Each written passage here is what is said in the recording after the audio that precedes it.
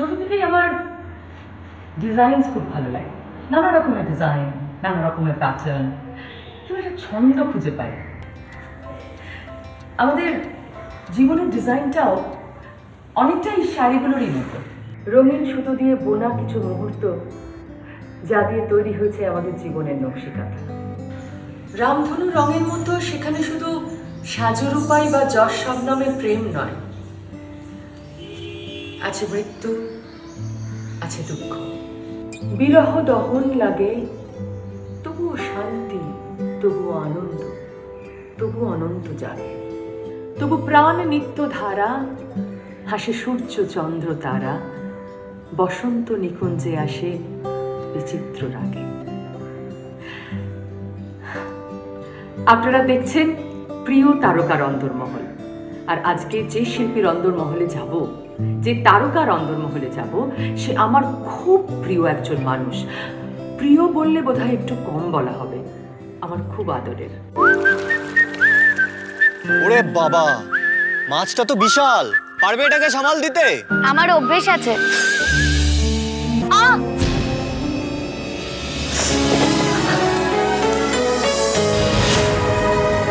আপনাকে চিন্তা করতে হবে না, আমি নিজের আঘাত নিজেই সামলে উঠতে পারি।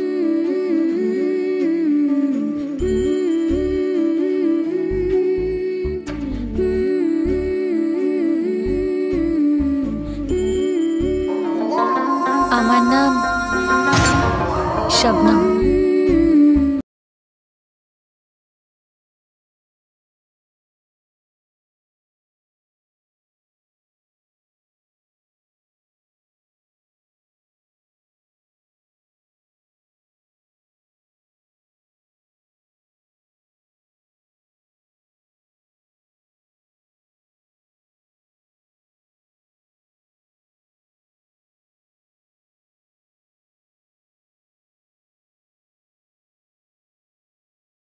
আরে দেবজানি দি, বলো কেমন আছো? ফাটিয়ে দিলি তো। আর বলো না, এই লকডাউনে আমার অবস্থা বুঝতে পারছো তো? বাড়ির কাজ করতে করতে না একেবারে পাগল হয়ে যাচ্ছি আমি। না, তোকে ভিডিও কল করাটা যে সার্থক হয়েছে। সত্যি গো, বাড়ির কাজ করা যে এতটা কঠিন আগে কখনো বুঝিনি। আগে কিন্তু অ্যাডভেঞ্চারের মতো মনে হতো, এখন তো আমার মনে হচ্ছে যে বাইরের কাজ করা অনেক সহজ। সত্যি, যারা রোজ রান্না বান্না করে, বাড়ির কাজ করে, তাদেরকে কিন্তু স্যালিউট জানাই। তোর কি রান্না বান্না করতে ভালোই লাগে না? না, সেটা না, আমি রান্না করতে খুবই ভালোবাসি। আমি তো মাটন রান্না করতে খুব ভালোবাসি, কিন্তু কোথায় আর মাটন পাচ্ছি বলো? কতবার মাটনের দোকানে বাবাকে পাঠালাম, কিন্তু মাটন পাওয়া যাচ্ছে না। আমি বললাম না, আমার ব্যাড লাকটাই খারাপ। তো কি করছিস এখন? সারাদিন ধরে আমি দেরি করে ঘুম থেকে উঠছি, রান্না বান্না করছি, বাবা দাদুর সাথে গল্প করছি, লুডো খেলছি, বন্ধুদেরকে ভিডিও কল করছি, ব্যাস এই করে আমার সময় কেটে যাচ্ছে। লুডো খেলছিস? ছক্কা পড়ছে। কি যে বলো, জানো তো যখন ছক্কা দরকার হয় তখনই ঠিক পুট পড়ে। ওই বললাম না তোমাকে, আমার ব্যাড লাকটাই খারাপ। বুঝেছি বুঝেছি, সব থেকে বেশি কিন্তু তুই শুটিংটাই মিস করছিস, তাই না? খুব মিস করছি শুটিংটা, বন্ধুদেরকে মিস করছি, স্নেহা দি, রাজশ্রী দি, রাজন্যা দি, ইন্দ্রদা, সুমন, মেকআপ রুমটাকেও খুব মিস করছি। আমি তো সবসময় বলি, যখন আমরা ওখানে থাকবো না তখন মেকআপ রুমে আমাদের সবার ছবি টানানো হবে। এত স্মৃতি আমার মেকআপ রুমে। আর সুমনের পেছনে লাগাও খুব মিস করছি। সুমনের পেছনে লাগিস? তাই কি করিস শুনি? আসলে কি বলতো, সুমন খুব ভালো ছেলে, আর আমি ঠিক ততটাই দুষ্টু। ও এখন কেমন আছে রে? ওর নম্বরটা আমার কাছে নেই, তুই জানিস? আরে হ্যাঁ, ও তো শিলিগুড়িতে চলে গেছে ওর বাড়িতে। দাঁড়াও দেখি কানেক্ট করা যায় কিনা, দেখছি।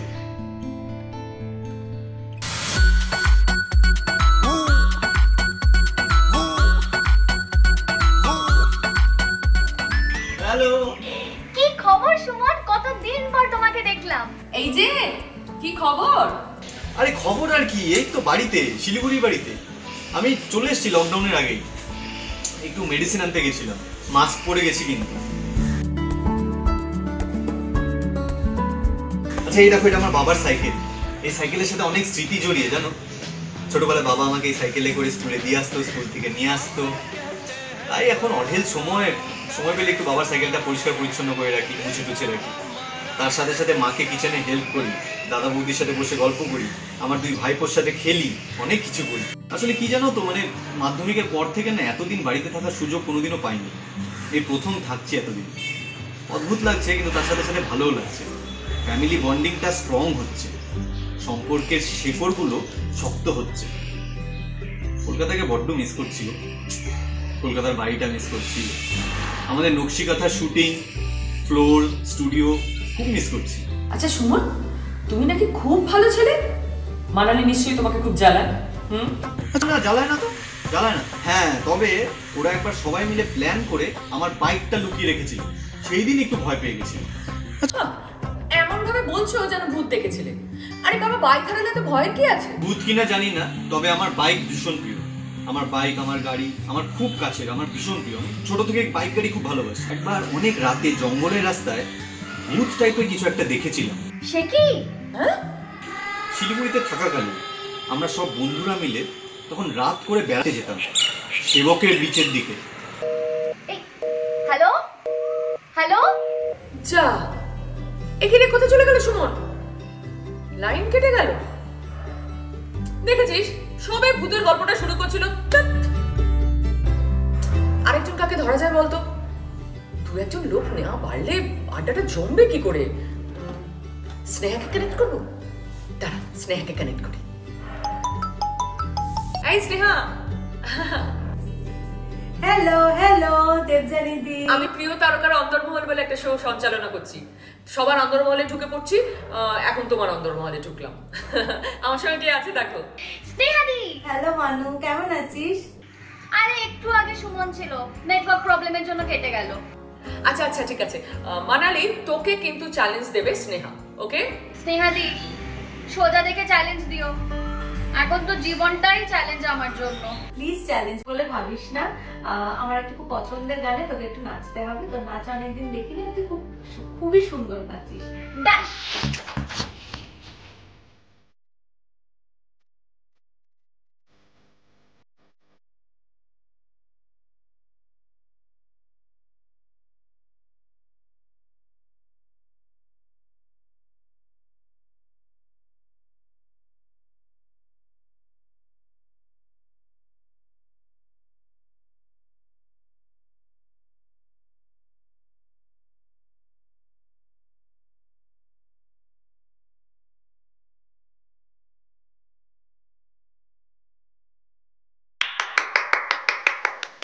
গ্রেট গ্রেট, ফাটাফাটি, খুব সুন্দর, আসল জমে উঠেছে। আচ্ছা, আপনারা যারা জানেন না তাদের বলে দিই, স্নেহা কিন্তু অসাধারণ গান গায়। সুতরাং স্নেহার গান শুনতে হবে, ওদিকে সুমনের ভূতের গল্প শুনতে হবে, অনেক কিছু এখন বাকি আছে, আর একটা সারপ্রাইজও বাকি আছে, একজন সারপ্রাইজ গেস্ট আসবে।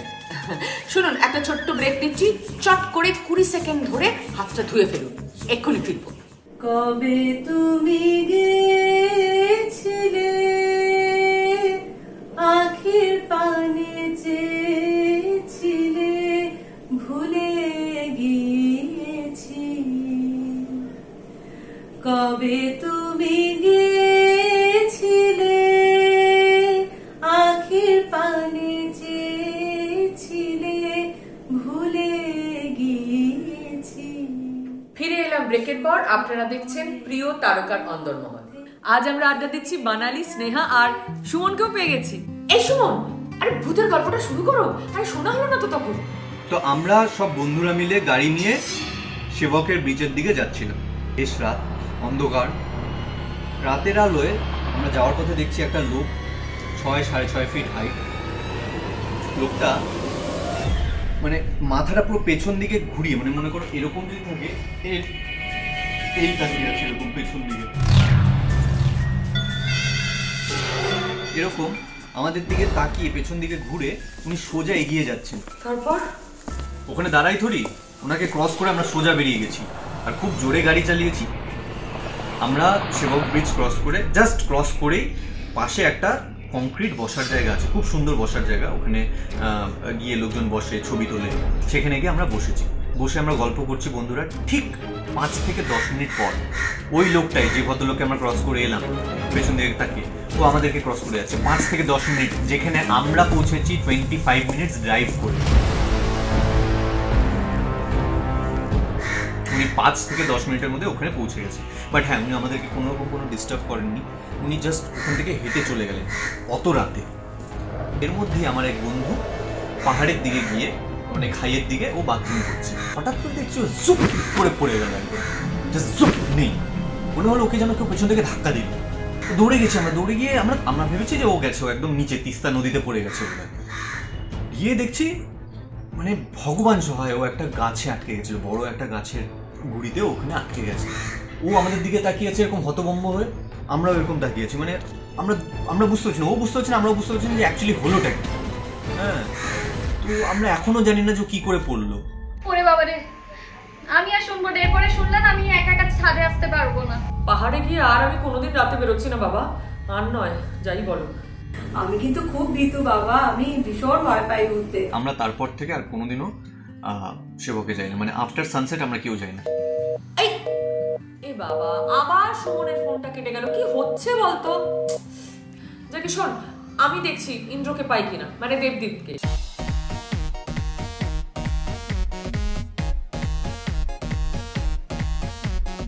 এই দেবদীপ, কেমন আছো?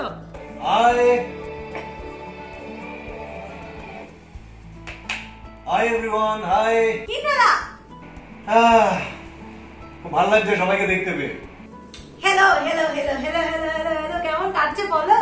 টিভি দেখছি, ওয়েব সিরিজ দেখছি, জি বাংলা দেখছি, বই পড়ছি, আমার বাড়িতে আমার পুচকির সাথে মেয়ের সাথে সময় কাটাচ্ছি, খেলছি অনেক কিছু, গার্ডেনিং করছি, আর কিছু এক্সপেরিমেন্টও করছি। নুডলস বানিয়েছি, নুডলস খাচ্ছি, এক্সারসাইজ করছি। এক্সারসাইজটা রোজ হচ্ছে না, অল্টারনেট ডেতে ডেফিনেটলি করছি। আর তার সাথে একটা জিনিস কিন্তু ভীষণ মিস করছি, তোমাদেরকে সেটা বলতেই হবে। আমি না নকশি কাঁথার সেই লুডো খেলাটা ভীষণ মিস করছি। আমার কিন্তু ভালোই কাটছে জানো ইন্দ্রদা, বলছিলাম একটু আগে, ঘরের কাজকর্ম করে সুন্দর সুগৃহিণীর মতো কাজকর্ম করে চলেছি। সবসময় বলি যে আমার সংসার করাটাই শুরু হয়েছে জি বাংলার হাত ধরে। তবে এই পুরো লকডাউনে জানিস তো অনেক সবজির পদ রান্না বা নিরামিষ রান্না শিখলাম মায়ের কাছে। মানে ঝিঙের একটা তরকারি বললো, সর্ষে পোস্ত কাঁচা লঙ্কা দিয়ে করতে হয়, কিন্তু তার আগে মটর ডালের বড়া আগে ভেজে নিয়ে তারপর বড়াটা দিয়ে দিতে হয়। খুব সুন্দর রান্নাটা, খুব সুন্দর, সেটা আবার ফোন করে জেনে নিলাম। আমিও কিন্তু মাকে খুব মিস করি জানো তো, আর এখন বাড়িতে আছি তো তাই আরো বেশি বেশি মিস করছি। মা যাওয়ার পর আমি না মায়ের গায়ে একটা পারফিউম ছড়িয়ে দিয়েছিলাম। কোনো ভালো কাজে গেলে সেই পারফিউমটা আমি একটু একটু করে ইউজ করি। আমার মনে হয় যে মা সারাক্ষণ আমার সাথে আছে। আমি জানি না পারফিউমটা কতদিন থাকবে, কিন্তু তবু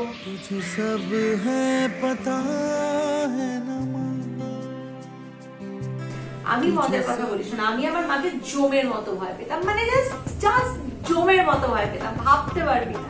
মানে মার কাছে প্রচুর বকা খেয়েছি, প্রচুর মার খেয়েছি, চোখ বড় করলে আমি শেষ। হ্যাঁ, সে আর বলতে, আমি কম মার খেয়েছি নাকি মায়ের কাছে?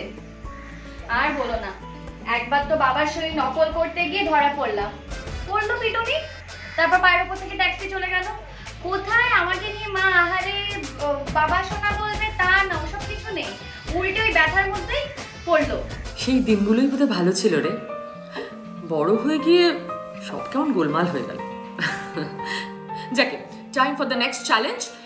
এবার চ্যালেঞ্জ দেবে আমি ইন্দ্রদাকে চ্যালেঞ্জ দেব। ইন্দ্রদাকে 30 সেকেন্ডের মধ্যে চা বানাতে হবে। চলো চলো, তোমার 30 সেকেন্ড টাইম, 30 সেকেন্ড। আমি সব পারবো, এক্ষুনি বানিয়ে আনছি। Your time starts now.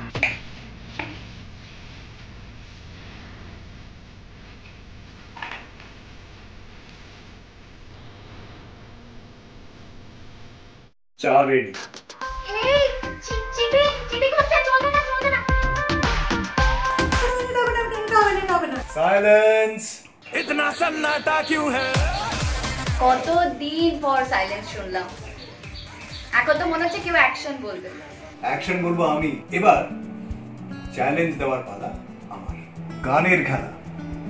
আমি আর দেবযানীদি টিম, আমরা দুজন মিলে তোমাদেরকে 5টা করে গানের ক্লু দেব, আর সেই ক্লুগুলো শুনে তোমাদেরকে গানটা গাইতে হবে। ওকে? ধরো আমি বলবো আজ দিনটাকে মনের খাতায়। আজ এই দিনটাকে মনের খাতায় লিখে রাখো। এক্স্যাক্টলি। আর গানটা গেস করার জন্য তোমরা সময় পাবে 5 সেকেন্ডস। রাইট? ওকে।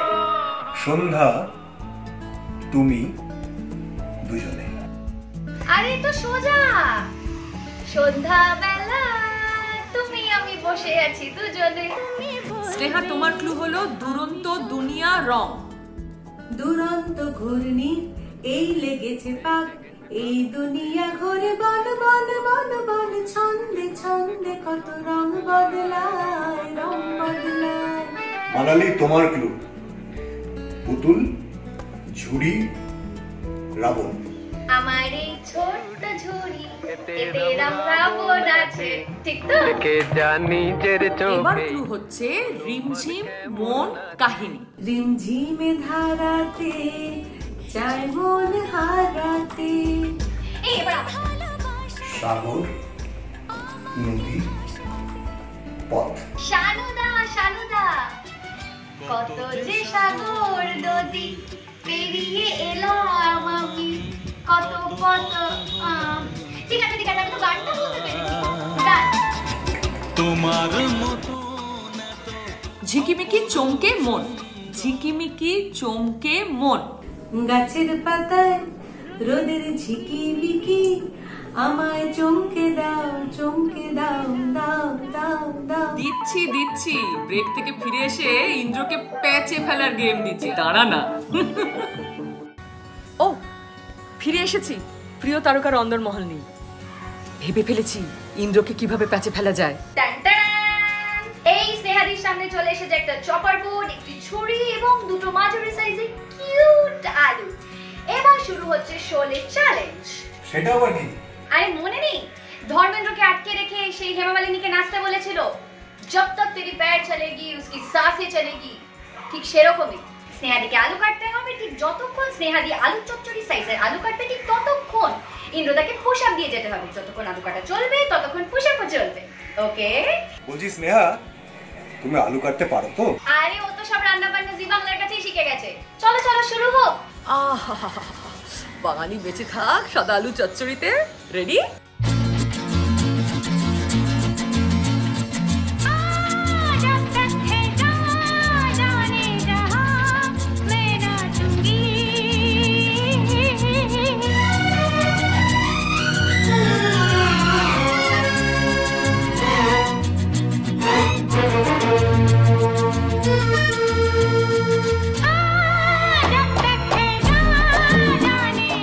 ওরে স্নেহা, তোর হলো?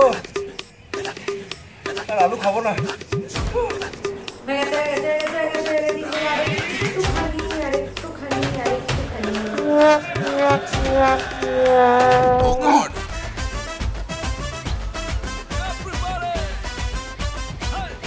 লকডাউনটা খুলুক, এই আলুর বদলা আমি ঠিক নেব, এর শোধ আমি নেব। তোমাদের সবাইকে না লুডোতে আমি হারাবো। আরে দুধ, তোমার তো খালি ফুট পড়ে।